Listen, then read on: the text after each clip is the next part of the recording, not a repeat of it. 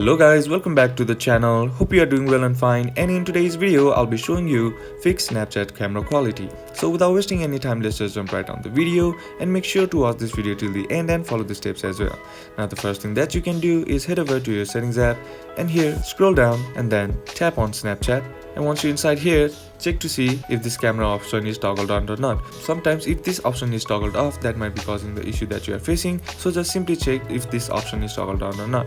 And once you have done that, go back and try again, and if that still doesn't fix the issue, then what you can do is just simply go back and then scroll down, tap on general, now tap on iPhone storage, and then scroll down and then tap on Snapchat, and then tap on offload app, and then tap on offload app once again. And what this does is it resets the app by clearing all the bugs and glitches that is present in the app, which might be causing the issue that you are facing. And once that process is complete, instead of this offload app, you'll have an option that says reinstall app. Simply tap on that, and then once that process is complete, go back and try again, and that's how we can do it. And that's it for today's video guys. Hope this video was useful to you. Leave a like if you did, comment down below what the next video should be on, consider subbing to the channel. Thank you for watching. Bye bye.